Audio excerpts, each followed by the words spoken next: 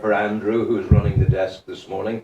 And I thank Andrew. I'm sure you would want to thank him as well. He's doing both the desk this morning and the cameras. And Damien Rafferty started us off.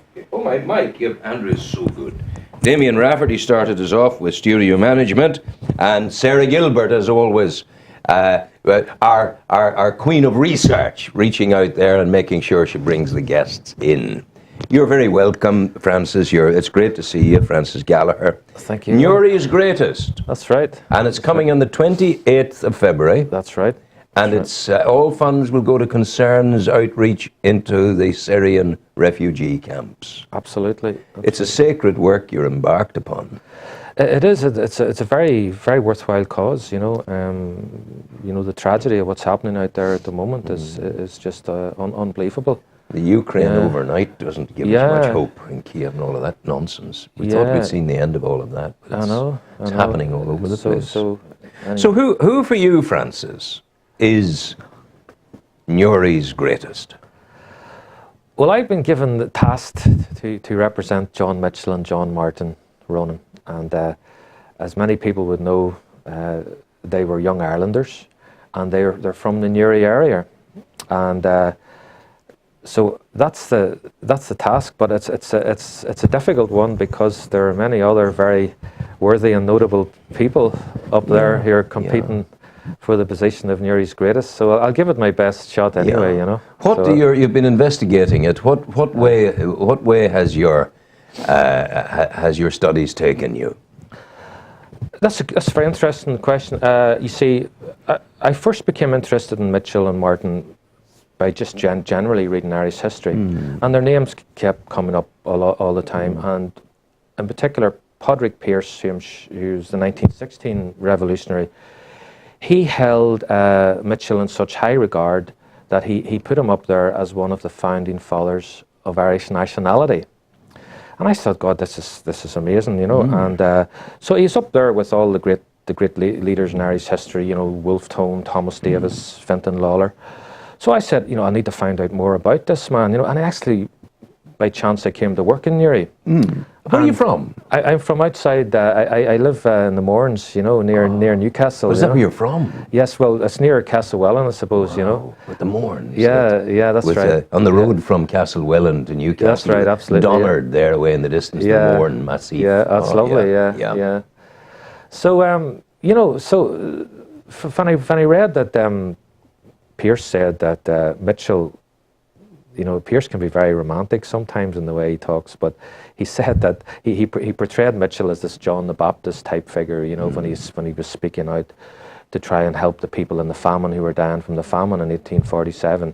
And he said that this wasn't John Mitchell speaking, this was God speaking through John Mitchell, So I thought, well, that sounds very romantic, but I'd like to find out more. So I looked around Newry and I discovered the house where Mitchell lived in up in Drumlane. And, that was a revelation, And then to see the room that he actually died in, and then John Martin died shortly after in the same house. I hate, you must believe me here. Yeah. I hate to bowl you this googly.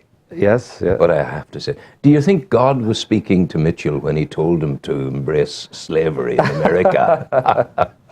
Well, you see, that's an excellent question. But you see, when you dig a bit deeper, Ronan, you get to see, like in most things in life, it's just not as straightforward as it's made out, And what actually happened was that Mitchell took the side of the Confederacy because he was a Confederalist. Which is a very democratic form of government. Actually, Switzerland today is one of the most democratic nations that has got the confederal system. So Mitchell, really, like any convert to a new faith, he swallowed everything. He took on board everything. But he opposed slavery in Ireland.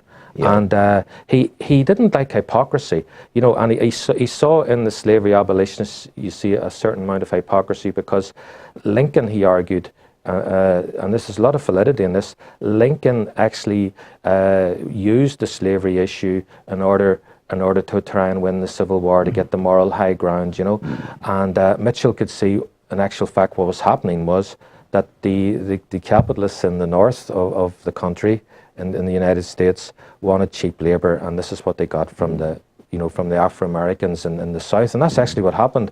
After the Civil War in the North won, the black people of the South then migrated to the North and had a new type of slavery, a wage slavery in the factories of the northern ghettos, So that's the type of humbug that Mitchell was really opposed to. That was the humbug's a good word. Yeah. Now, these are all wonderful things, but you're up against the Russell sisters, who went and founded hospitals all over the west coast of America. You're up against wonderful people, and I'm just wondering, the monk who started Newry, the monks who came and who built the foundation of Newry, there'd be no Newry without it. Yeah. Grub Richardson, the fellow from Bessborough. That's right. Do you fancy your chances? It's strong opposition, and I hope Mitchell and Martin's reputation don't go down the Swanee, or down the Clanrye River after my contribution to the debate. But I'm going to give it my best shot. You've done well, because already you've introduced a new concept to me that takes the sting out of Mitchell's advocacy of slavery. Okay. You've explained something there to me. It's very, very good. Oh, that's good. So you're making progress here. That's good. I would think about giving you a vote. It would really be very good. So is it a big task to put the whole thing together? It is. There's a hell of a lot of organisation in it, and it'll take a lot of. We're trying to make contact with as many people as possible, And you rightly say, there's so many wonderful characters who will be up there competing for this position, this accolade of Newry's greatest, and not only that, but the people that are presenting these characters are they're very capable and very able, and so it should be a good show on the night, and really. You're going, as far as I know, don't hold me to this, but I believe, might be wrong, but I believe Destination Newry is streaming you live across the globe. Oh, right. So Newry's greatest on the night will receive worldwide recognition, and that's all to the good. Yeah, but there's a bit of a camaraderie building into it, is there not? There is, and there's a temptation, you see, to I want to see the international as well as the local side of Mitchell and Martin, because this was a very important part of what they're saying, And so it's a balancing act really to try and get that, because history. The point I'll be making, Ronan, is that history really it's a folksy thing. It's a very nostalgic thing unless it's related to the future. Yeah. And so this will be a message I'll be getting across, that Mitchell sort of has some important things to say about the future of Ireland, and he's really he was a big supporter of this whole idea of being a citizen and what citizenship really means.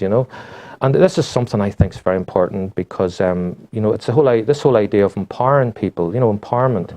And if you look at our hospitals today, for example, where in some cases there's maybe only 2 or 3 nurses in a ward at night, and maybe nurses feel that they don't have a say in things. Maybe they're afraid to to say what they think, and this is what Mitchell would have been opposed to, because he was very interested in giving people a say in things, letting people influence government decisions that affect our lives.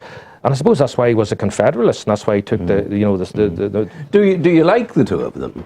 I do. I do. I like I like them because they had a great sense of humour as well, and Mitchell didn't take himself too serious. He was very self-deprecating, and I'm sure he would have laughed at the praise that Pierce had given him.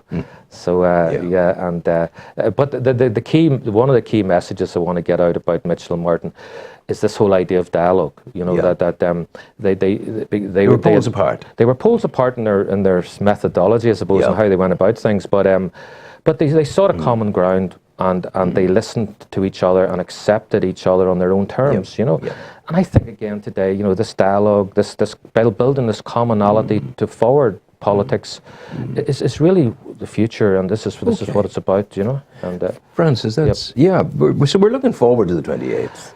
And we want the people to come, which is huge. That's good, yeah. You must come and be with us on the 28th of February in the town hall to hear all of the toing and froing of the debate. It'll be most parliamentary. Ayes to the right, nays to the left. Mitchell and Martin, 7,250,000. Everybody else, 27. So listen, thank you for coming in. Go well. We'll see you on the 28th. Thank you very God bless you. much. Take Thank care. you. Music Maestro.